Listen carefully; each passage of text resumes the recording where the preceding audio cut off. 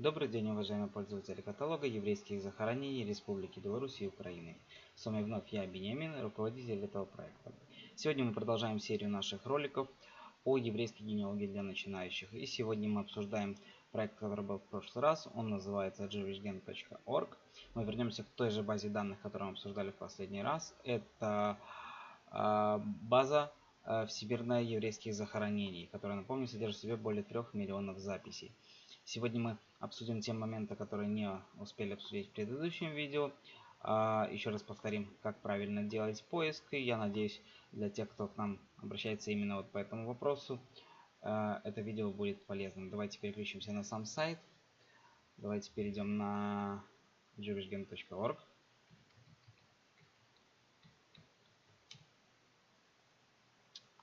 Значит, вот сам сайт. Давайте откроем его. Во-первых, значит, напоминаю, вам необходимы базы данных. Вот они называются databases. И наша база, которая нас сейчас интересует, вот Burial Registry, то есть регистр захоронений. Давайте перейдем в нее. Напоминаю, вы должны быть уже в своем аккаунте, то есть вы должны быть зарегистрированы, чтобы начать пользоваться каждой из этих баз данных. В конце этого урока как раз мы обсудим, как происходит регистрация, чтобы у тех, кому это сложно, скажем так, не возникало проблем в заполнении этой формы.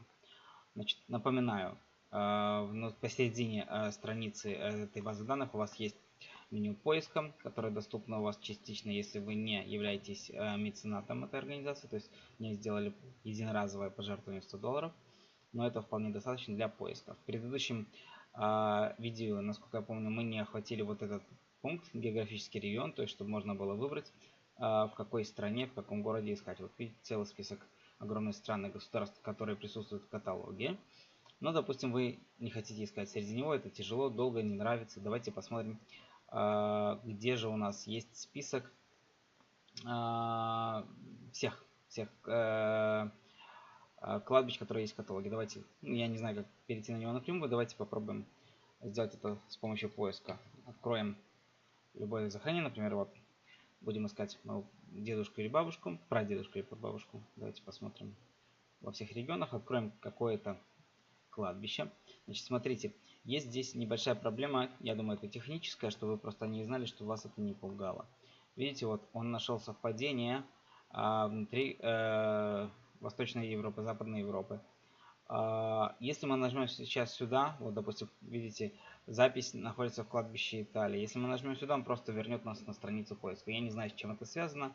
Ну, возможно, ошибка, возможно, что-то из нашей версии бесплатной, хотя я не уверен. То же самое произойдет, если мы нажмем, сейчас я вам скажу, сейчас мы перейдем, давайте так. Чтобы перейти к записи, вам нужно перейти на List Records, то есть страница записи. И вот давайте выберем Италию, неважно, к примеру. Вот нас перенаправило на кладбище Италии, где мы нашли конкретное захоронение. Да? Если вы сейчас сверху нажмете вот JewishGen онлайн мировая база данных захоронений Италия, вас вернет снова на страницу поиска, чего быть в принципе не должно, видимо, на мой взгляд. Ну, так сделано, так сделано. Значит, вот видите, справа, как я и говорил в предыдущем видео, у вас написано, на территории какого кладбища находится данное захоронение. Да? Если мы сейчас нажмем на эту кнопку, нас перенаправит на страницу кладбища, чтобы мы могли поискать информацию о самом кладбище. Здесь обычно пишут координаты, но координаты отмечу города. Не всегда те, кто делают списки кладбищ как пожертвования сюда, они вносят координаты точные GPS. Видите, написано, кто пожертвовал, когда, дополнительная информация. Возможно, здесь не полная информация, возможно, можно найти на сайте того человека, который пожертвовал ее, дополнительные какие-то нюансы и дата ее обновления. Ну, собственно говоря, это базовая информация. Давайте теперь вернемся обратно на титульную. Я хотел показать вам, как найти кладбище, по которому мы можем искать. Вот на странице вот Database Burial Registry у вас есть кнопка, вот видите, кладбище, посмотреть все содержимое базы данных.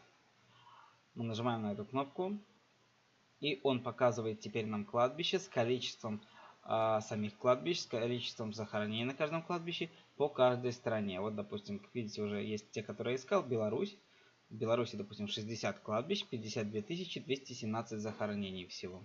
Можете перейти в каждое из них, просто почитать о нем. Вот, допустим, Бобруйск. Сейчас посмотрим, как у нас сработает. Да, видите, это кладбище добавлено нами, поэтому здесь описание подробное. Я не знаю, внесли ли сюда координаты, но они должны быть. Полное описание, количество захоронений, ну и, собственно говоря, все. Это основные моменты, которые я хотел с вами обсудить касаемо поиска в этой базе. В базе Jobber. Так, давайте посмотрим, что я ничего не забыл. Да, в принципе, я думаю, это основная информация, которая может вас заинтересовать. Давайте вернемся к самому важному вопросу, как начинать, как вы должны зарегистрироваться на сайте. Это очень просто. Вот давайте я выйду из аккаунта и покажу вам, как просто зарегистрироваться. Вот представьте себе, что вы впервые открыли сайт JewishGen. Справа сверху у вас есть кнопка Login to JewishGen, то есть войти в JewishGen. И у вас опции ввести свой ID, это ваш идентификатор, и ваш пароль. Если у вас их нет, соответственно, вам необходимо зарегистрироваться. Для этого существует надпись вот «Я новый пользователь и хочу зарегистрироваться». Нажимаем на эту кнопку. Открывается список для заполнения. Пожалуйста, не пугайтесь такой формы, она очень-очень проста. Первое. Пункт. Это как вам обращаться, мистер, миссис, доктор и так далее. Значит, ваше имя, второе имя, если есть, фамилия. Ну, это суффикс, это больше к Америке касается, то есть старший, младший. Значит, адрес. Советую вам вбить, можете вбивать не до конца, но советую вбить.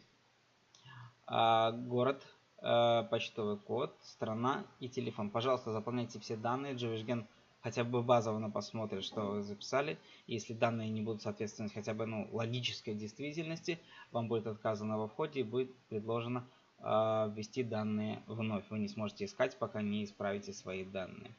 Введите свой email адрес, введите его еще раз и ваш пароль между 4 и 8 цифрами.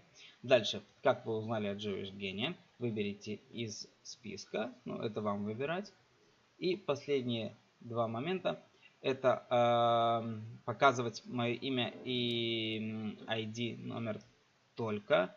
Давайте посмотрим, кому. Так. Да.